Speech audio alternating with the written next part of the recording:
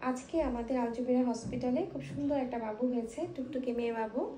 বাবুর ওজন 2 কেজি 900 গ্রাম। বাবুর মাও অনেক সুন্দর, বাবু অনেক সুন্দর। বাবুর বাবা দেশের বাইরে থাকে, সৌদি আরব থাকে না বাবুর বাবা? হ্যাঁ, তো উনিও দেশের বাইরে থাকে। আব্বু হওয়ার পরে উনি ওনার ওয়াইফের সাথে ভিডিও কলে ছিল অনেকক্ষণ। তো যাই হোক, আলহামদুলিল্লাহ বাবু সুস্থ আছে, বাবুর মাও সুস্থ আছে।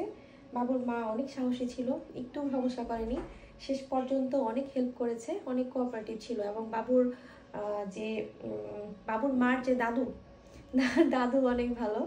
ওনার সাথে কালকে রাতেও অনেক গল্প হয়েছে। উনি নৌকা বাইজ করতো না, নৌকা বাইজ করতো, উনি নাকি চ্যাম্পিয়ন হতো সবসময়। ওনার দাদুকে খুব ভালো লেগেছে আসলে।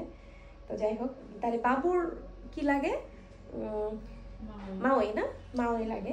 যাই হোক, উনিও অনেক সুন্দরী দেখতে, মাশাআল্লাহ। কারো দাদুকে দেখলে আমার নিজের দাদুর কথা আসলে মনে হয়। খুব ভালো, এই জন্য আমি বসে বসে গল্প করেছি রাতেবেলা।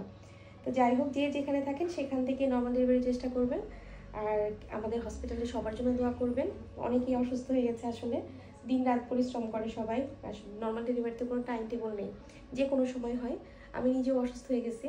যাই হোক, সবাই দোয়া করবেন আমাদের জন্য। দীপঙ্কর দাদাও অনেক অসুস্থ, ওনার জন্য দোয়া করবেন। তো সবাই ভালো থাকবেন, সুস্থ থাকবেন। আল্লাহ হাফেজ।